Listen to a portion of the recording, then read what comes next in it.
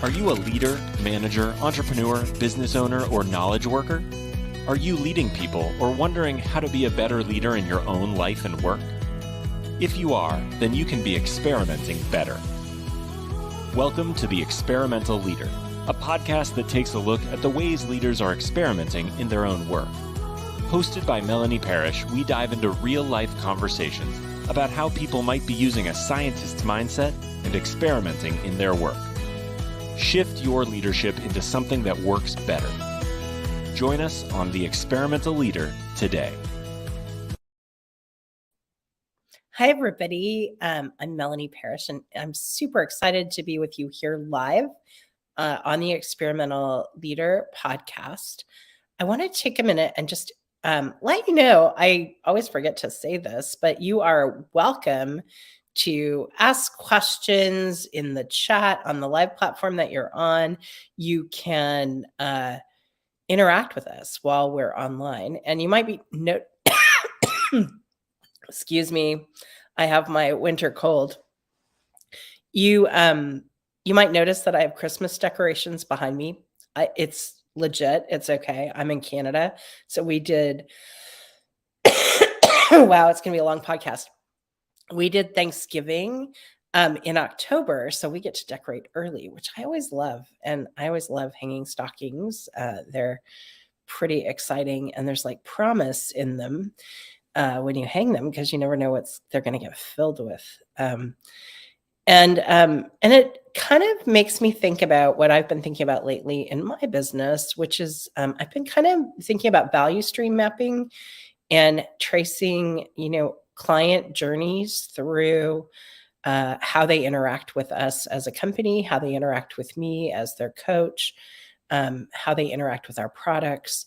And I've just been thinking about it a lot because it's really important to me that we offer both really good value in the way that our products are intended, but also sort of surprising value, that we do a little extra sometimes and that we go above and beyond for our clients. So I've just been thinking about that, just sort of how we're nice to our clients and how we also are really careful to provide what they buy from us. And then also how we just try to say yes. Mostly if people ask me over the years, if they ask me if we can do something, I usually just try to say yes.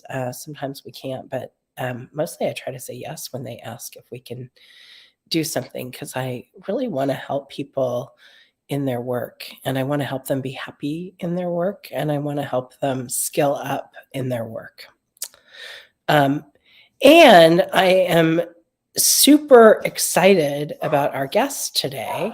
Our guest is Marsha Redmon, and she has a company called Marsha Redmon Communications. And she's this secret weapon that elite law firms and leaders have gone to for 20 plus years to have more powerful presence when they speak. And she became the go-to expert during the pandemic, teaching professionals worldwide how to fix their virtual presence so they could speak with confidence and engage powerfully to win clients, have more impact, and own their own niches. Marsha, I'm super excited to have you on my show today. welcome. Thanks so much, Melanie. I'm excited to be here. Well, and now I'm like, oh gosh, do I have something in my cheek? Do I, and I just heard my dogs barking because I just realized I forgot to lock them up before the show. There's just all these things, especially being remote and working from home and, all of those things. So I can't wait to dive into all of that. It's very fun to think of how we present ourselves. We're presenting ourselves all the time. Absolutely. And of course, for me, because I'm a communications workshop leader and a coach, everything for me is a communication problem. For you, everything's probably a leadership issue. For me, it's all about communications. Yeah, that's right. That's right. Well, I want to start because we are doing book club this year. So I want to start with The Experimental Leader and just read a little passage. And then we can talk about it a little bit because you might have some ideas too. We are on chapter 1, The Climate of Innovation. And I'm just going to read a little bit. When I was a brand new coach, I received some advice from a woman who had been a coach for many years. She said, Melanie, people who go fast like to go fast. It isn't your job to slow them down and make their lives peaceful.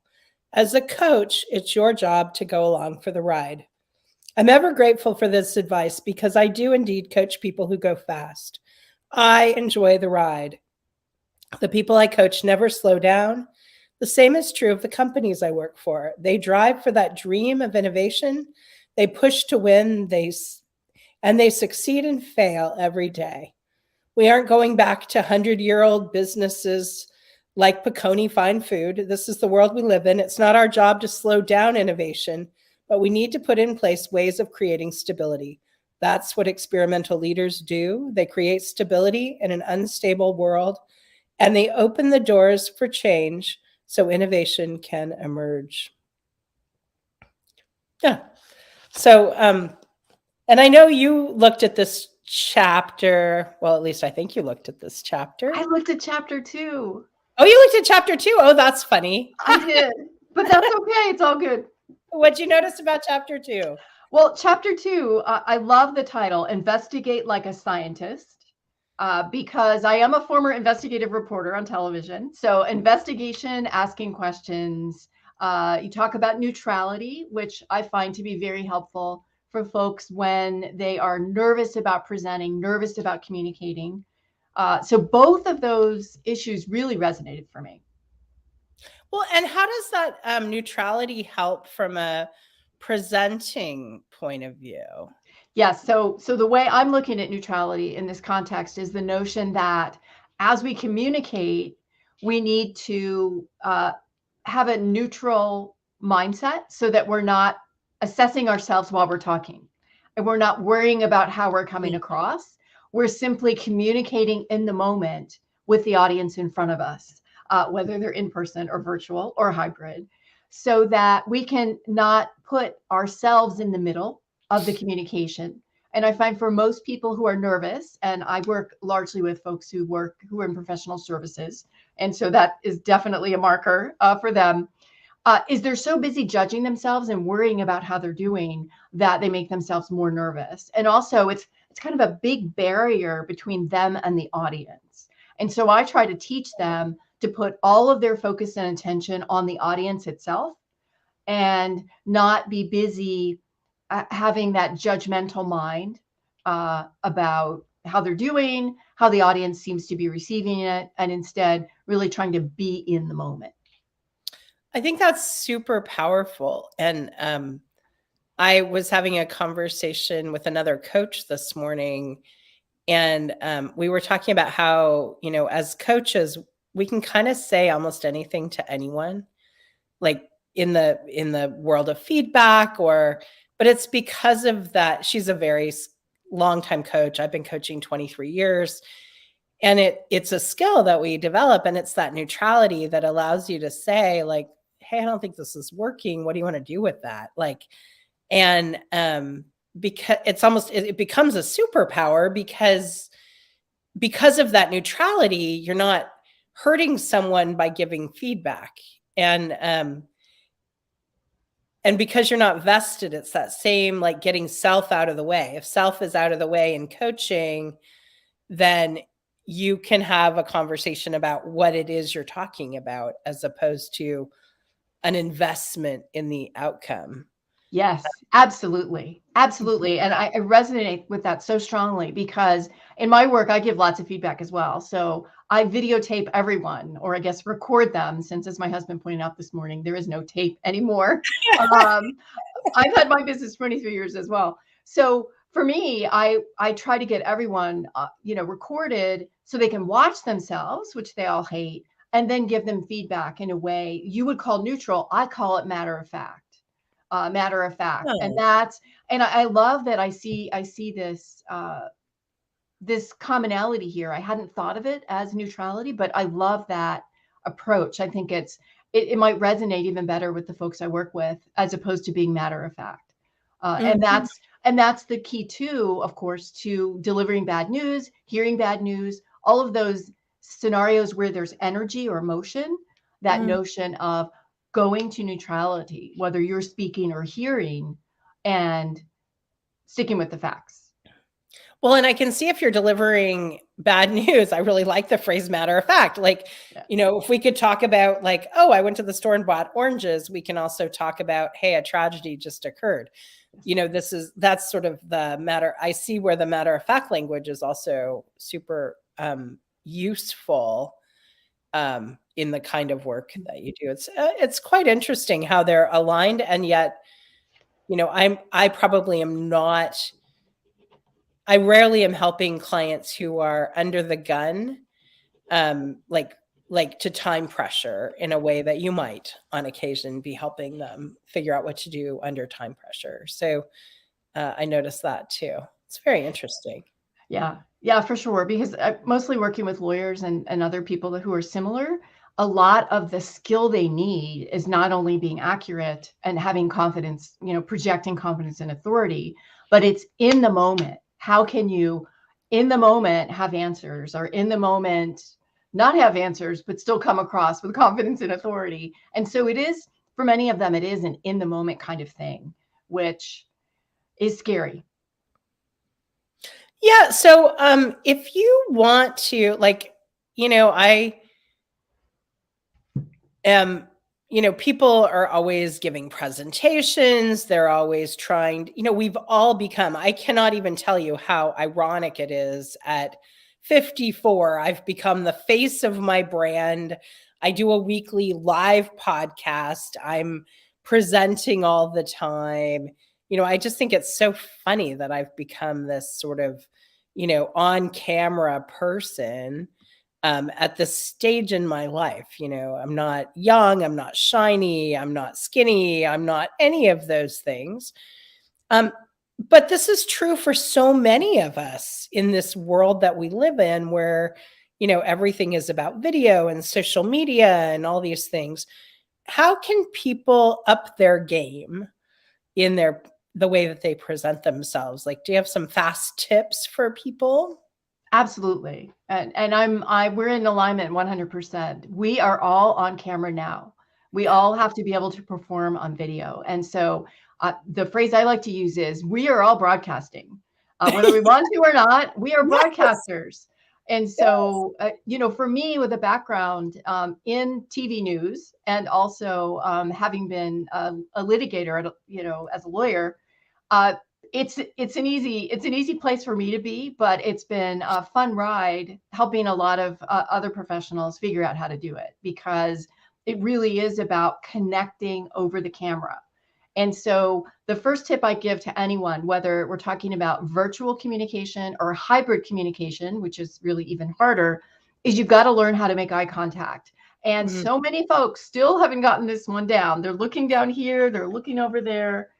But if you're not looking at the camera, it doesn't feel like a one-on-one conversation, which is the huge benefit to virtual communication, is that even when you're communicating one to many, it feels like one-on-one to each person, if you look at the camera.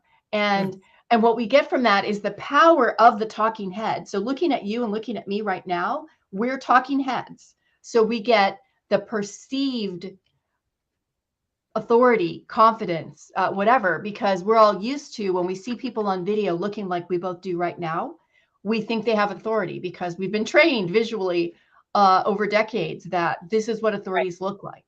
And so there's real benefit there. So the first tip is eye contact. And the second one is to really speak to the audience that's in front of you, even if they're virtual, to have a real sense of who they are and what they're interested in, and to imagine that you're speaking to one person at a time, because then you'll be a lot more engaging and a lot more conversational. And how do you figure out, like, if you're talking to lots of people, how do you figure out who the one person is that you might be talking to? So hopefully we know who our audience is. We have some sense of who's showing up, and the different core characters. So we may have, so for me, again, I work often with professional services folks. So if they go to an industry conference, they may have lawyers, accountants, scientists, and marketing people. And so they have a sense of who's there. They need to find a way to come at the topic in a way that's useful to all of those people. And in particular, in that case, because professional services folks tend to talk about things that are very complex, I often recommend they start with an example. I'm talking about X issue today. Here's how it comes up in the business world. And here's why it matters to you, whether you're an accountant or this or that or the other. And so what that does is it frames the issue in a way that's approachable to everyone. And it signals right off the top that you're a professional that gets who your audience is and that you're going to make an effort to give value to everyone and not be the usual professional who talks over everyone's head and never even bothers to tell them why this issue matters to them. What are you up to in your leadership? What are you experimenting with in your life and work right now? Yes. So the core of my business is workshops. And so I teach various communication skills, mostly at larger law firms and other professional services companies. And I've done that like you, for 23 years. And I continue to do that. It's the way it's been morphing. Of course, during the pandemic, I went from in-person presentation skills and in-person messaging and pitching to teaching virtual communication skills. So that's still happening. What's really becoming more important now, and it's important for all of us, is hybrid, teaching people how to communicate effectively in a hybrid scenario. So of course, that's where we're virtual, but some of us are in person together. And I'll tell you, it's a lot harder than simply virtual. We thought virtual was tough. Hybrid's much worse. And I believe that hybrid is our present and it's our future. We will never go back to being all in person. Hybrid's tricky because it means we need to connect, as you and I are, one-on-one directly, but also we need to connect with folks where we have some in person in a room and some virtual. And so the main thing, the real takeaway there, is that we need to make sure those who are joining virtual are not being left out because some of you are in person. And it's harder than it sounds. You may have experienced it already. We end up with essentially second-class citizens. I remember telling a group of professional women, we've worked so hard to get a seat at the table as women.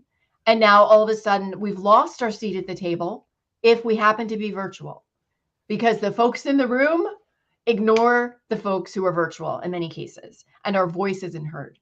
And so it's challenging. And I'd say the most important thing for you to do, if you're in the room together and there are other people that are virtual, is make every possible effort to get their voice into the room, get their video into the room, so that the folks in the room don't forget about the virtual people, and even ask for their engagement first. Always ask for the virtual folks to ask questions, to make comments.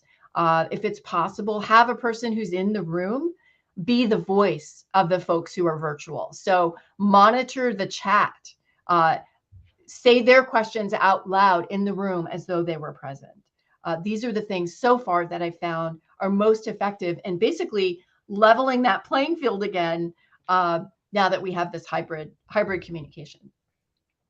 We're getting some great comments too in the chat here, just people agreeing with what you're saying. And I've I've been working with this idea of the hybrid for a long time, because in team coaching engagements, it's been a problem for a long time. If one person doesn't make it to the team event, what do you do with them? And it's really challenging to bring them in. I think technology with Zoom has gotten a lot better, but not good enough for, it's almost like if there's a table, you need a spot with, a device at each place for each person so that their head is big enough to take up space at the table.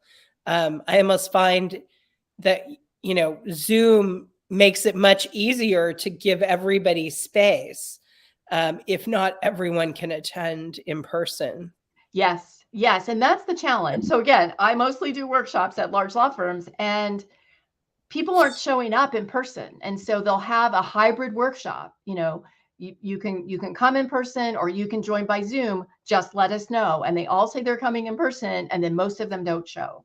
Or something is planned to be completely in person, and then suddenly a day before, everybody asks, "Where's the Zoom link?" So they assume that that virtual is an option. So it's really challenging. It's a challenging planning issue. It's challenging as a communication issue. We're definitely back on yet another cutting edge or bleeding edge of great change. Yeah, I have heard about a leader who started bringing in really enticing snacks, because you can't say to someone, no, you can only attend in person, but by bringing in really good snacks, it sort of sets the idea that, oh, maybe you want to attend in person because the snacks are so good. When we think about leadership, and I know we've been talking about this, but what do we need to think about as leaders when we're setting up these meetings, when we're running these meetings? How do we think about it how do we twist it and think about it from the leadership perspective? Well, for me, leadership, a big piece of that is connecting with your people. So connecting with your audience. Of course, to me, everybody's an audience. And I always recommend that we try to do that before, during, and after. So if we think about maybe doing a presentation to the entire firm, or doing a presentation to a certain group, to try to reach out to folks beforehand and say, what are your concerns? What are your interests? Where are you right now? Do you have experience along these issues or topics that we're going to discuss that I can speak to? Give me examples. And so to reach out beforehand, maybe even to tee up folks who will ask questions or make comments, because as we know, in the virtual and hybrid world, it's very hard to get engagement. And so I think of all of us, as leaders at every level, that allows us to have a better experience for the audience during our communication. And also it allows us to take some control over the value that's presented in the communication and how connected people are. Because here's the thing, if you take my number one tip for engagement, which is plant questions, you're taking control so that people have a better experience. And it also helps you. And it allows the audience to be less uncomfortable in that presentation or meeting. It makes a huge difference. And then during, of course, looking at the chat, having someone else maybe glance at the chat and ask questions by voice. It's always great to have multiple voices. And that breaks up you as the leader doing a lot of talking or maybe going through a slide deck. And then afterward, also engaging with people, encouraging people to engage with each other if that's appropriate in the company's culture, for them to engage with each other during chat or in Slack or something like that, so that they're connecting on the issues and getting to know each other. I notice our title is Being Boring and Making Mistakes. Can you speak to that? Sure. So the being boring piece, this is, I remember doing a video about how lawyers cannot be boring. It must have been 15 years ago, at least. The answer is still the same. It's content and delivery. So on the content side, you've got to know your audience. You need to always start with, here's why this issue matters to you. Here's the impact of this issue on you. We are people first. We care about what affects us, rather than saying there's a giant change in the tax code. There are 87 sections. Section 1 looks like this, right? No one will listen. Because we don't know why we care, right? So make sure people understand why they care and what the effect is on them. That's the first thing. And the second thing is use examples. Don't use big words. Don't talk over their head. Talk like a regular business person. Unless your audience is such that they're deep in the weeds, as we say in legal, and these terms are obvious and easy for them. But to really be accessible and make it practical, make it useful. So that's the content side. The delivery side of not being boring, which is usually what most of us think about, is, again, if it's virtual, you got to have the eye contact. And secondly, energy, right? Whether it's virtual or in person, you have to have energy. So many of us, because we're nervous or because we're not dialed into what we're doing, we are very flat. And so energy, especially virtually and in a hybrid way, energy is mostly about your voice. And so if you're good on the phone, you're set. And what that means is conversational tone, a variation in pitch, no monotones allowed, and energy, right? Just like you and I are doing today. Emphasize important words, really connect with people. And so I know it's a challenge if your topic is very complex or if you find it personally boring, but you need to find a way as a communicator to connect with why the topic matters. And it could be just, I know this is useful to my company. This is useful to the people on this call or listening to my speech. And so you connect in an energetic way with that, or this makes a difference in our industry. And so I care, but you've got to find a way to connect with the people you're communicating with. Well, I love that. And then what about the mistakes? Yeah, well, a lot of the mistakes are these days, not making eye contact, being very flat, having things in the background that are moving around, not having lighting on your face. So I talked about taking advantage of being a proper talking head. What that requires is decent lighting. People want to read our expression on camera just as they would if we were in person. So if they can't see us clearly or we're way back here, we've lost the ability to connect. We've lost the ability to have credibility. So those are.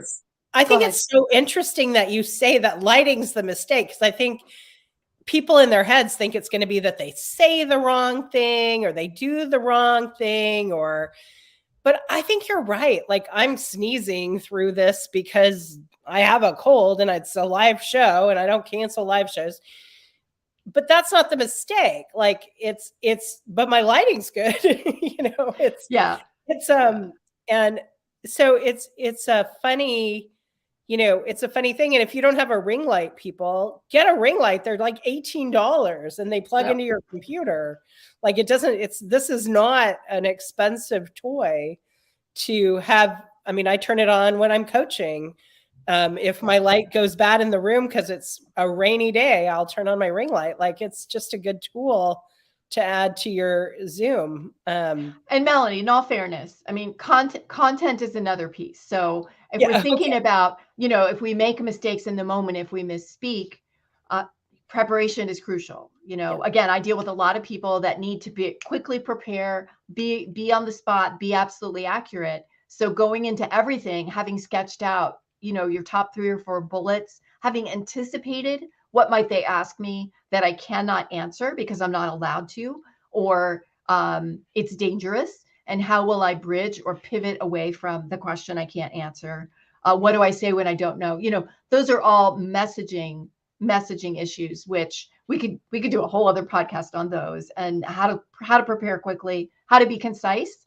Because if bad lighting is a delivery problem, not being concise is the largest content problem people have. Well, and we've also got a comment about poor quality sound. And I think that's also, if you don't have good quality sound, fix your equipment. If you're going to be doing something virtual, then you want to make sure you have good equipment. I used to have tech problems. I bought a brand new, high-end computer, and all of my tech problems went away overnight.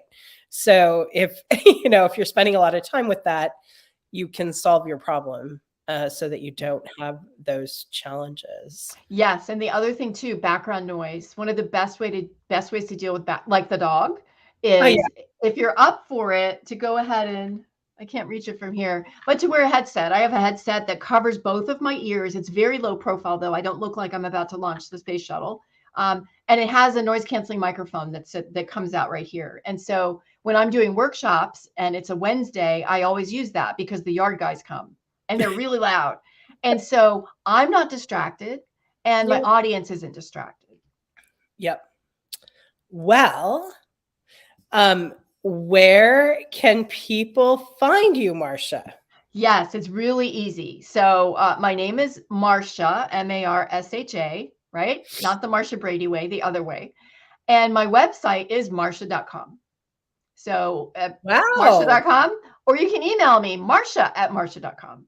That's the easiest way to find it. Marsha. Yeah. So I heard there was this thing called the internet, and that if you got on it, you could buy your name. So that's what I did the first time I got on. If only I'd bought lawyer.com or something. Right. Like If you had been thinking.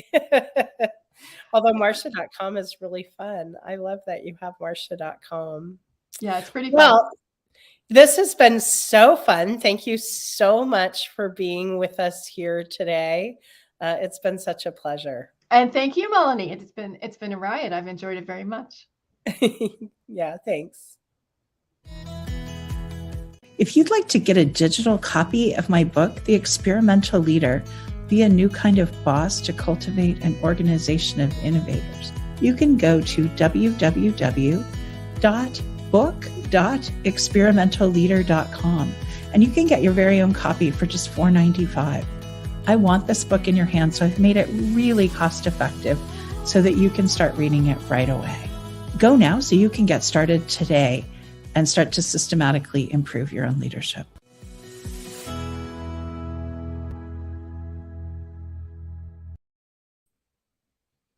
It has been so fun being here today with you. And I love thinking about, how we experiment with virtual teams and how we get people, how we treat the people who are in our meetings virtually, and how we give them voice by pairing them with others. I think that's a really great thing to experiment with in order to create some equity, to create, to get their ideas into the room. I think it's so easy to marginalize just through technology because they're in technology, they don't get their ideas spoken. So to have their ideas spoken by others, it's a really cool thing to try. I'd love to challenge you to try amplifying the voices of virtual team members in meetings.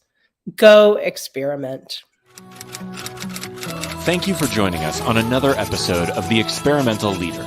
We hope you have found value in today's episode because we're dedicated to helping you become the experimental leader you want to be. To access the show notes or learn more about working with Melanie, visit melanieparish.com. Go experiment.